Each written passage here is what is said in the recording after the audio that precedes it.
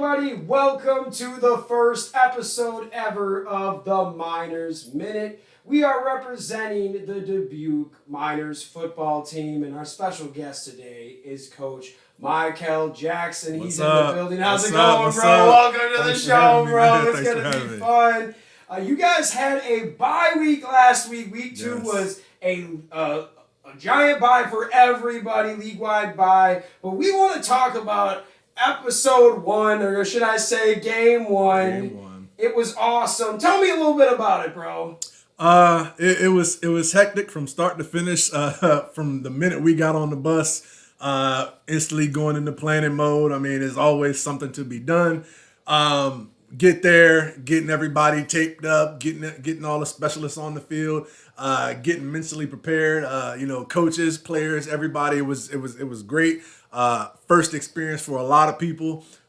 So just being it, and my first experience as a head coach and being able to manage everybody and manage time and get everybody where they're supposed to be. It was hectic, but it was a really fun experience, man. It was a really fun experience. That's awesome. It is game 1, the first inaugural game ever for this team. There were a lot of good, but there were little bumps in the road. Let's kind of talk about that. What were a few things that the team needs to work on moving into the game this week? Let me first start by talking about the positives, right? Yes, sir. Wow, again, first game ever of a lot of these for a lot of these guys. First game ever for some of the coaches at this level. So again, it was a learning experience. Some of the positives, man. We went out there 12-8 at halftime, right? For a more experienced team who's been here for decades, right? Team been together for decades. Coaches have been coaching together. Players have been playing together. And for us to, really kind of start putting the team together in 2024, but it really came together in 2025. So with really only a couple of months of preparation, to go out there at 12-8, we go in at halftime and we're like, hey guys, you see that you're still in the game, right? You can win the game. And so it was really, a lot of great things that we saw on offense. Obviously we were able to score. I've seen semi-pro games where teams couldn't even do that, right? So we scored.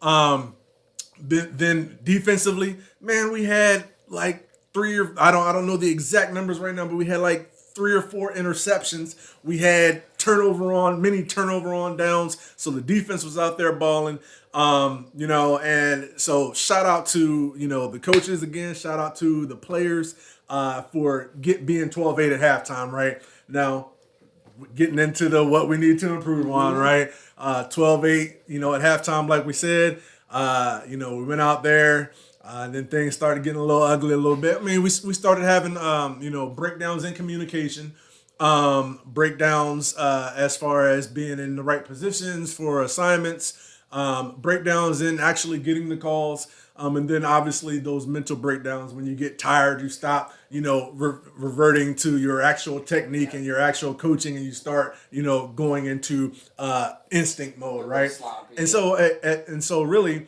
the bye week allowed us to, recover our bodies first and foremost, but then also get into that mode of, okay, now we're gonna coach you when you're in instinct mode, right? So when you're getting tired, how are you gonna respond? What are you gonna do? So really just making sure that they're in that mode during practice, and then how are they gonna respond better when they get into that same situation when the game time comes around. So we know what we need to work on.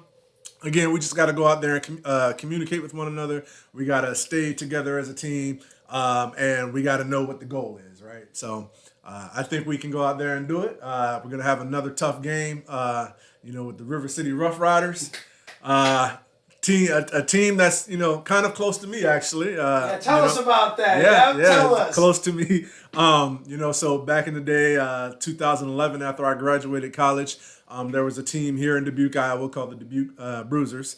And we played, obviously, another semi-pro team.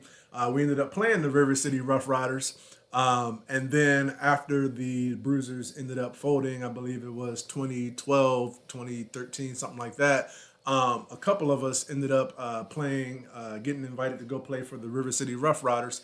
And the head coach there is still there. He was coaching back in the day, so he coached myself. He coached Coach Carter, the wide receivers coach of the Miners. And so it's kind of cool. And we've kept in contact all this time. So I just talked to him this week. Also, another one of their coaches, Tom Harrison. He played offensive line.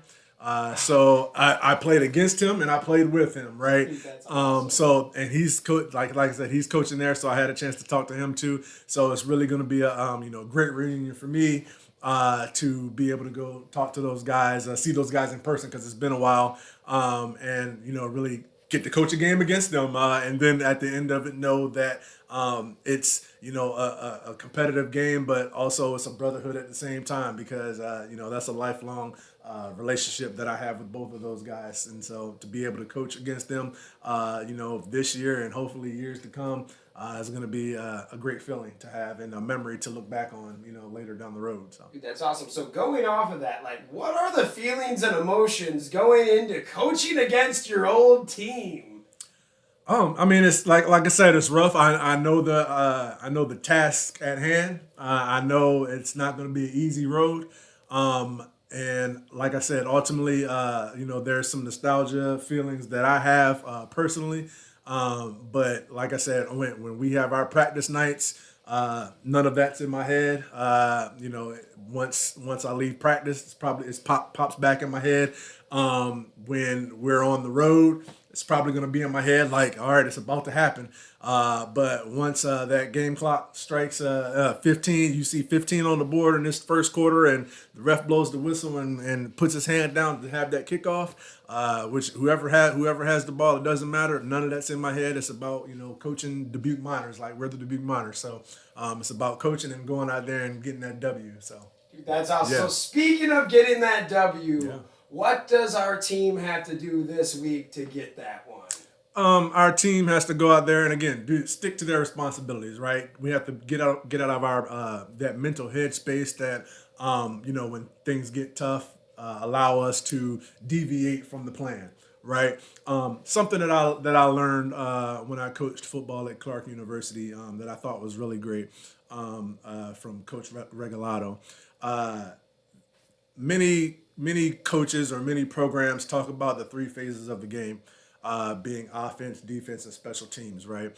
But Coach Regalado really talked about a fourth phase, which was coaching, right?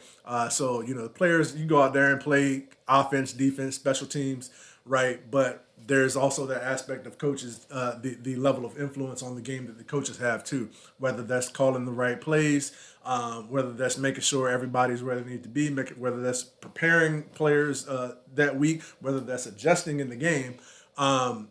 Coaches are a large part of the game, even though they're not on the field as well. So really taking that accountability as a coaching staff and being a part of the game, and kind of being tied into with your team and not just saying, all right, guys, you're going out there and play, or all right, you're not doing what you're supposed to be doing, or you weren't in the right place, but really taking that accountability and making us an entire team rather than just coaches and players. So. And I love that. This guy's the real deal, man. Head coach. He was a player for 11 years, from college, semi-pro. Now he's coaching. This is just awesome. Is there anything you want to tell the people about the big game Saturday? The big game Saturday. I mean, obviously, if you the game's at 5:00 p.m. In Winona, Minnesota. At Paul Gehl Field, Gehl. Not sure how to pronounce that. We'll put it in there. But we'll put it in there. So if you want to come out and support, 3-hour drive, not too far. Come out and support your Dubuque Miners. Outside of Saturday, man, June 14th, first home game at Chalmers Field at the University of Dubuque, 7:00 p.m. All right, we'll be playing. We'll get our rematch from the St. Paul Pioneers. So definitely come out and support that. We should have some pretty good fun activities and treats for everybody who participates. So yeah, that's Awesome. all I That's got. perfect. I think that's a perfect way to kind of end the show. Tell them, come on out. You can't come this weekend. Please come to that home opener June 14th. It's going to be a great time. And I believe we're doing like a rally towel giveaway for like the first 100 people. We're doing a rally towel for the first 100 people. And I saw that, and I think I might have to buy my own ticket because that towel is amazing. It's sick, that towel is pretty sick. I'm not going to lie. I wasn't expecting that, right? Like I go every year, I go to Cowboys games. I know you got the Vikings back behind me right here. Cowboys fans, yeah, whatever. I know a lot of people are gonna hate that. And gonna have a lot of things to say about that. Oh well. No, but every time I go to that game, they always have like a towel, and it's white and got some blue on it. It's generic or whatever like that. But no, I saw the design for the towel that we're gonna have. It's freaking amazing.